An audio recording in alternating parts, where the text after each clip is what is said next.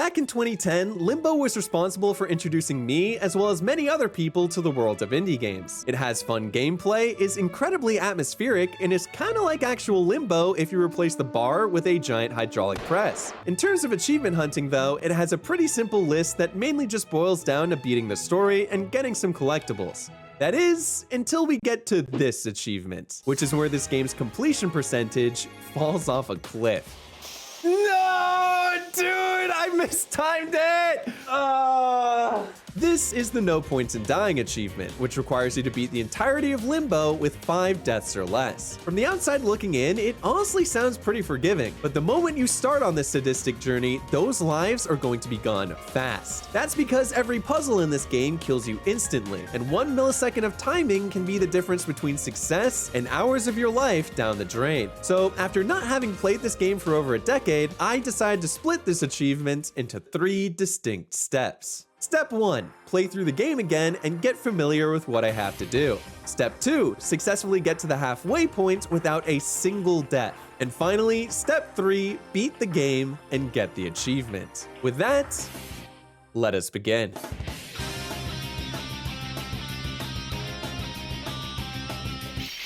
All right, can't jump that. Got it.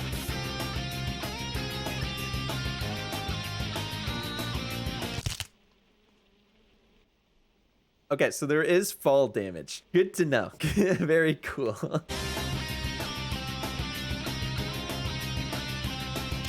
Nope, see you, idiot. The spider's really slow on the uptake, eh?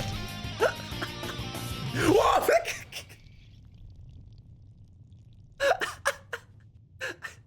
Hey, you know what? That's what I get.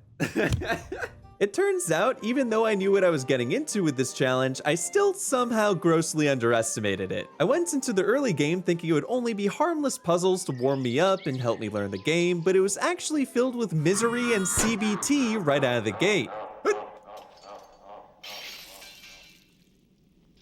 All right, love this game. This is going very well so far, I have to say. I probably died at least once to almost everything I encountered in the beginning. But that being said, I was also thankfully learning from my mistakes. Once I figured out how to approach an obstacle, I rarely made the same error twice. And soon, I actually started to feel as though this part of the game would be a breeze to get through during my limited deaths run. Eventually, I was able to get past all the traps in this area brimming with confidence. But it's right after making it past the spider when we get to the first part of the game that could potentially be a huge problem. I'm not dead yet, that's good. You know, if he only did that the first time, I would still be on track for my achievement. Why the hell couldn't you have done there was a non-lethal option this entire time? Bro. It's here that you're trapped in some webbing where you move by doing what feels like a very small jump as you're trying to escape, a very long jump when you get close to a gaping hole, and the smallest jump recognizable by human eyes when you realize you've mispositioned yourself. Don't worry, this is okay. This is not okay. This is really bad. Listen, this is my first time being covered in white sticky substances, okay? I'm not exactly used to it. So all of you laughing in there, I'm sorry I don't have your experience. This section killed me quite a few times overall, but what really sucked is that even after being stuck in a cocoon for all that time, I still came out of it the same chicken-legged dweeb I was before. The worst part of the spider section, though, has to be when it's pursuing you for the second time. During this chase, there's a log that gets lifted up, and you have to use this upward momentum to make a massive jump. The issue, however, is that the jump window is incredibly short, and if you don't make it, you'll be forced into a non-consensual acupuncture appointment. Now, okay, so them and the spider are definitely not in cahoots. I can tell you that. Oh, hold on. I think I get it. And let's just try. And the moment the spider hits the log down, I jump. That didn't work. Okay, that's not good. I'm dead again. It got so bad that if the achievement was limited to this jump alone, I still would have failed miserably. But after some more attempts and some more molding, I finally got the jump timing, was able to take my revenge on the giant asshole, and moved on past the spider section to a place where the puzzles go from tricky to downright deceptive. That doesn't look fun. Probably not good. Okay. This looks like if I step on the button, then I get crushed by a pit. Why do we have the technology here? This doesn't exactly seem like a very hospitable...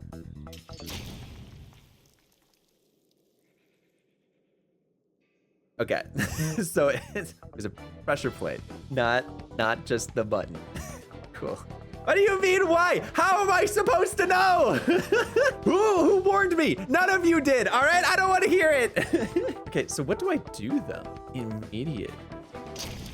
Okay. Oh, hold on. Is it everything other than the button? That's so misleading. That goes against, like, everything I would have thought. Hold on. Okay. Oh. This is the button, though, is it? This game is such a dick! Yeah, this wasn't my finest moment. On the bright side though, if any of these traps get me to gently uninstall this game from my Xbox, I only have to wait until February 2nd to switch over to Persona 3 Reload, who I'm proud to say have sponsored today's video. Persona 3 Reload is the incredible reimagining of the beloved Persona 3, rebuilt with cutting-edge graphics, modernized quality of life features, and of course the series' signature stylish UI. Persona is one of the only series I know that's able to seamlessly blend visual novel-like storytelling with engaging turn-based gameplay. We're unleashing devastating combos, exploiting enemy weaknesses, and planning steps ahead will ensure that every battle is unique and a blast to play through. Also, if you happen to be someone that hasn't played a Persona game before, you're in luck, because this is actually a fantastic entry point to the series, as the story of Persona 3 Reload is completely self-contained, and is based in an amazing alternate universe setting that is impossible not to get immersed in. If that piques your interest, then I'm happy to let you know that Persona 3 Reload releases on February 2nd, 2024, and you can pre-order it now for Xbox Series X and S, Xbox One, Windows, Steam, PlayStation 4, and PlayStation 5. This is a game that I'm genuinely excited about, and that's why I'd once again like to give a huge shout out to Atlas and Persona 3 Reload for sponsoring today's video. What I'm not excited for, however, is this next section of Limbo. The village section is filled with traps that are meant to catch you completely off guard. In terms of your first playthrough, this is a nightmare, and you'll probably die a lot here due to all the bullshittery that's present. But in terms of the achievement run, it's actually pretty easy. The reason for this is that most of what you have to deal with doesn't have to do with timings or mechanics, but instead revolves around knowledge and remembering where everything is. Something I'm sure I'll be great at when we finally get around to it. I will say though that there is one specific section that doesn't fall into this bucket, and that's the swinging bear traps. Whoa! Yeah, I should stop looking at chat, that's my own fault. This obstacle took me a bit longer to figure out than I'd like to admit. Probably because I don't exactly have the best track record when it comes to dealing with bear traps, to be honest, but the general idea is that you have to quickly change direction when the first one swings towards you, and then pull a Lamar Jackson on the second one as well. It's a lot easier said than done though.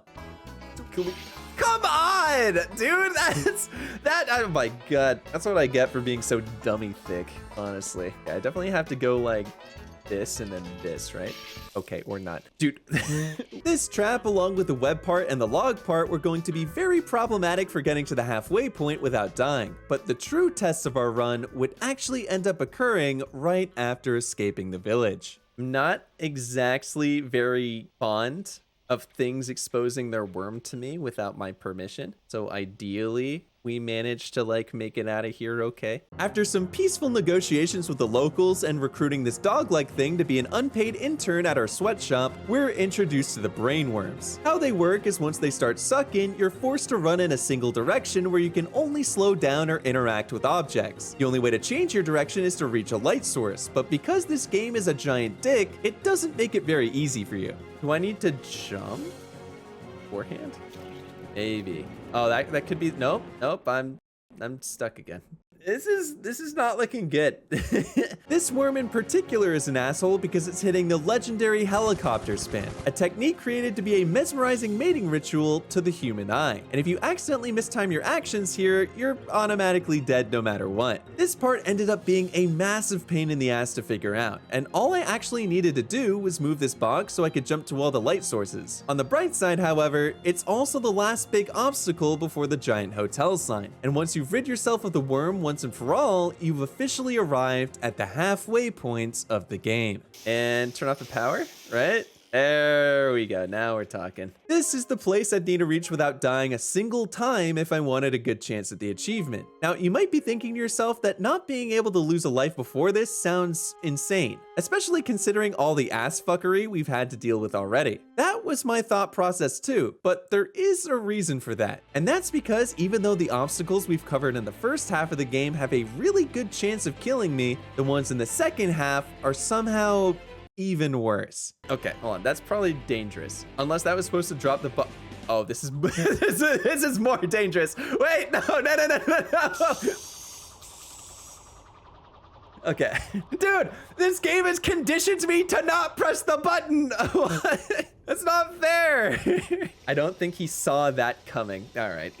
Once again, we have a worm to deal with, but the star of the show this time isn't our floppy friend here, but rather what he's leading us towards. The saws during the first part of the factory are incredibly unforgiving, specifically this one that requires a jump with a really narrow timing window, and especially this one that will gladly grind you into pulp after Isaac Newton gets done screwing you over, okay? No, what? Are you? I got skamazed. All right. This is but one of many sections after the hotel that are going to be absolutely miserable for me later on. There's also a chain that I have to swing on before making a complete leap of faith back towards it, a rotating room that gave me one too many concussions when I didn't move fast enough, and then there's the electricity just in general. I feel as though I'm probably gonna need to come up here. Okay. yeah, I did. I did in fact need to go up there. Very glad I decided to be intelligent for once.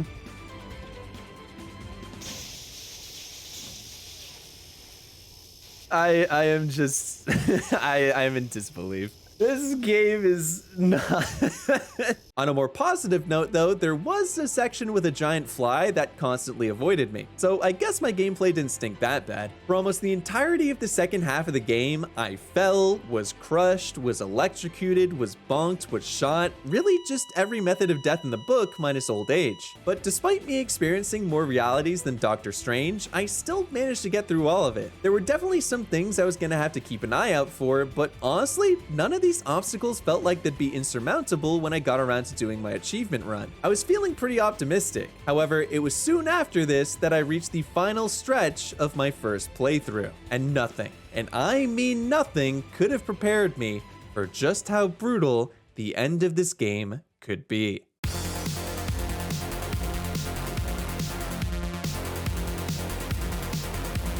Like the sadistic asshole this game is, it saves the hardest puzzles for the very end. Everything during the last section has to do with gravity panels, machines that change the direction of gravity and prove that Isaac Newton is a dirty liar that just wanted to use his theories to get in a girl's pants. Yeah, how'd that go, loser? The aspect that makes this difficult though is that all your jumps have to be timed with when the gravity changes, and if you jump slightly too early or slightly too late, you'll end up like this. No, not enough, damn.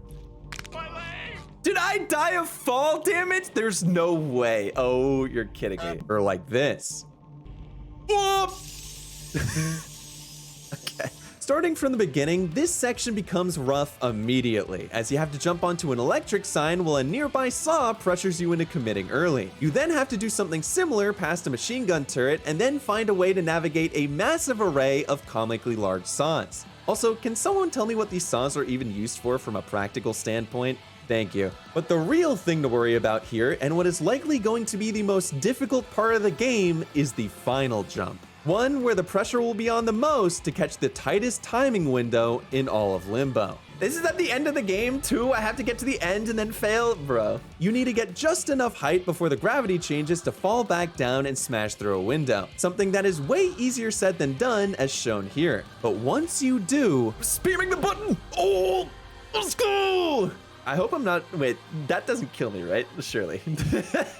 Maybe someone can give him mouth to mouth. And whoever said yes, you're on a list somewhere, let me tell you. Giving mouth to mouth to a child who might be okay? I don't know, man. A little sus. I can't remember if he's doing this because that's his sister, or if that's just like a baddie. In either case, I totally understand. Still your sister. Okay, it is my sister. Got it. Oh, that's it. Oh, good shit. Yay, let's go. Let's go. Okay, now we have to actually do a run. So that's going to be interesting. With that, my first playthrough of Limbo had finally come to a close. And with a grand total of 77 deaths. If we do the math here, that's a lot more than 5, which meant I had a lot of work to do to get that number down to even single digits. Thankfully, I had experience with the game now. I knew where the traps were, how to solve all the puzzles, and figured out just how far my jumps could generally reach. So I started a new game with the intention of making it to the hotel sign without dying, and it was finally time to put my knowledge to the absolute test. No! Yeah, this didn't go well. Not gonna lie, completely forgot about that. Oh, fuck. Okay. It turns out playing through the game once doesn't actually make you a master at it. It also turns out that the parts I mentioned could be hard at the beginning were actually pretty hard. It's ridiculous, right? I think the worst part about all this, though, was that I was dying in basically every way possible. So it wasn't like there was only one thing I needed to fix. I would die because I wasn't paying attention, like in this attempt. Okay, I think after this part, I don't really remember it nearly as well, which is bad. This is gonna be interesting. Oh!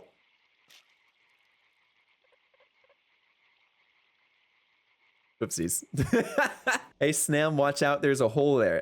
Wiki, my hero. Thank you. I'll be on the lookout. I would also die because I still didn't have timings or positionings down like when I got here. Fuck! How? Pain. But the most prevalent problem was just me not remembering how to do things or being mistaken about how to do them. Take the helicopter worm, for example. In my first playthrough, it kept latching onto me whenever I jumped onto the box. However, on the attempt I didn't jump on the box, I avoided it and was able to survive. This logically led me to believe that the worm only gets you if you climb up on the box. But in reality, it can start sucking before that too. And of course, I only found that out once I got there again without dying. Oh. Wait, what? Dude, that's so annoying. That's honestly so frustrating. I just misremembered what to do. Why don't you make notes about the puzzles? That's no fun. That's nerd shit. It was pretty obvious that I need some more experience, so instead of just restarting whenever I died like I had been doing to save time, I started playing out all my runs until I got to the hotel again. By doing so, I got the reps I needed to know for certain where I needed to be for the webbing jumps, got the timing down for the bear traps, and learned the worm parts to a T, which meant that soon, I died to something else stupid anyway. Please don't murder me! What? Wait, that never happened before. God, okay, hold on. But after that, give my believers their points! Finally! Oh, God. All right. Well, I had finally made it to the hotel sign without dying, which meant that I still had 5 deaths and 6 attempts to make this playthrough work. This was absolutely a victory, but I still had half the battle left to go, which meant that now it was time to see just how painful the second half of the game really is. I began by avoiding the electricity on the hotel sign before turning it off and using a ladder to break through a glass roof. After this, it was time to break down some shelving, which allowed me to meet with our wiggly friend and reach a light source that was able to turn my character back around. Then we get to the worm song. Fuck! No! On my third attempt, though, I cleared the jump and made it past the teeter-totter right after. 2 deaths this early wasn't great, but there was still a chance I could make it work. What? Dude, that's such bullshit. Never mind, fucking Isaac. Death number 4 came after my leap of faith turned out to be an atheist, and death number 5 occurred when I got concussed again, breaking the single season record set by Tua Tagovailoa. Things were not looking great. The moment I died for the 6th time, my run would be over. And you know, what better place to reach at this point than the hardest section of the whole game? Once I got here, I had absolutely no faith I'd succeed. Oh. Okay, well, and I was 100% right. Thus, my first full attempt unfortunately ended in failure. But just like with the first half, I played out the rest of the failed run, and this time ended my playthrough with 11 total deaths. This was obviously way better than before, but it was still a far cry from the 5-death limit being imposed on me. That being said though, if my improvement from the first run to my second one continued, I'd have a chance at finishing my third playthrough with -55 deaths, which would definitely be pretty good. Going into the next attempt, my plan was to give special caution to the things that had just killed me, with the 2 initial saw parts as the main things to focus on. And so I started again, making sure to keep those obstacles in the forefront of my mind. It didn't really matter. No! I'm gonna die again. What am I doing? Yep. Every time I do this part. Why? I'm not doing anything wrong! Even though I knew how to do everything now, the general difficulty of the traps, and especially my inability to do them consistently, became the main thing holding me back. So I played through the rest of the game and once again ended the run with 11 deaths. Run number 3 didn't exactly go much better. I did manage to get past the saw's first try this time, but everything basically fell apart after some really careless deaths and this happening.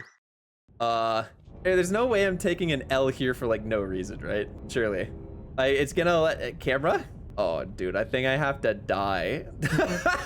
What the fuck? I don't know what I'm doing. This will work. It'll be fine. It's not gonna. I didn't know it was turning. Okay, how far back am I? I'm here. Fuck you! Cursed run, I guess so. At least I'm getting better at the things that were giving me trouble, but on the other hand, like, bruh, you know?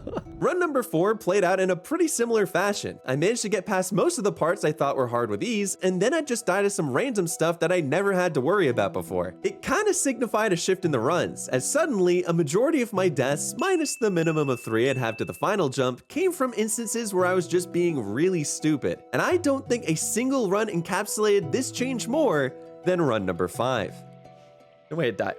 Woo! Oh boy, I don't know what happened, chat, for the past 10 minutes, but I am so excited after tilting and losing that last run to just play an entirely new one, let me tell you. Sorry, 5.5. From the beginning, I had a feeling that this run was gonna be pretty cursed, as for the first time in a good while, I started consistently dying before the halfway point again. Oh, did I fuck this up? Dog. God damn it. In any other instance, this death would have called for an immediate reset, but it was the last attempt of the day and I decided to press on. Specifically, press my body on to the electric hotel sign.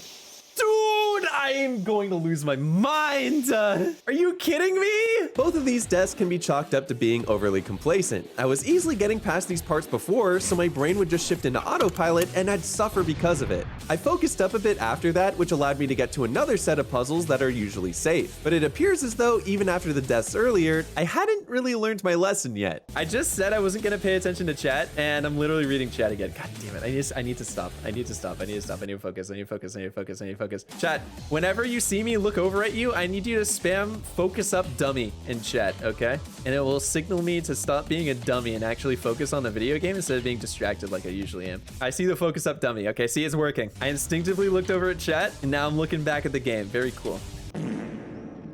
The show is funny. That's fair. Chat, what did we say? Tell me to stop! Tell me to focus!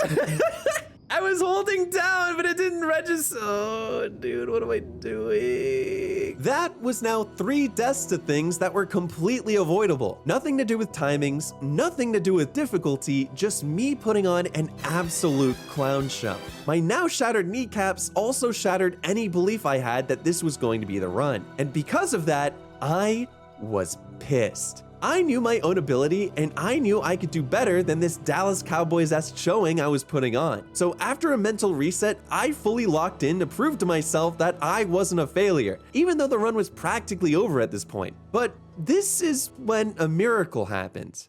It worked. Saws, guns, gravity, electricity, it didn't matter. Playing with a chip on my shoulder actually got me to maintain concentration, and I wasn't making any careless mistakes because of it. Eventually, I made it to the start of the final section where I'd gotten a guaranteed death in every attempt so far. But I was so annoyed with myself that I said I'd get it first try, and then just willed it into existence. Whoa, how did I make that? I think it was around the 3rd to last obstacle when I realized I could actually get the achievement right now. I had 3 more chances left, and the only thing remaining was the final jump that I'd practiced in every attempt before this. This was the best chance I'd gotten thus far, and all I needed to do was clutch up.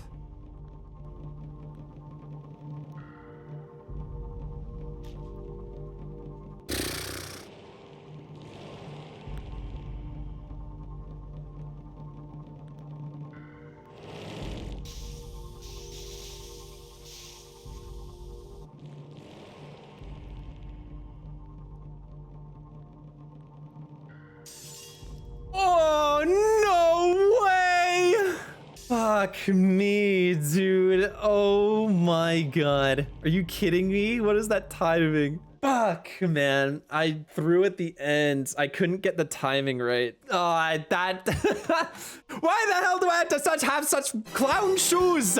I'm not fucking Anthony Davis. I am a child. Where the hell did I get these hobbit-ass feet from? Damn, we had 3 tries and I just couldn't get the timing. That's genuinely so sad. It was at this point when I finally understood why this game is called Limbo. Because just when you think it can't get your mood to go any lower, it finds a way to sink it even further than you ever thought possible. Wow, that is really corny. Melodrama aside, I can't really put the blame on the game here. If it hadn't been for my dumb mistakes after all, I would have beaten it with death's despair. This attempt apparently just wasn't meant to be, and I had to end this session gutted, knowing that I basically threw my best run away. Oh, that's a tilter, man. That's brutal. Literally just because of 3 completely avoidable deaths I lost. As horribly as this run ended, I will say that there was something positive that came out of it as well. How I played during the second half of this attempt proved to me that I was more than capable of not only doing a 5-death run, but a perfect run. That dose of delusion would end up giving me a ton of motivation, and on the next day, during attempt number 6, all I had to do was put it all together. Alright, at least a first part went okay. Oh, I've goobered it. Goobered it! Fuck, alright, well. Focus up, stupid, you got an achievement to get. True. Thank you. I'll be taking that. Alright, we're at the H, chat.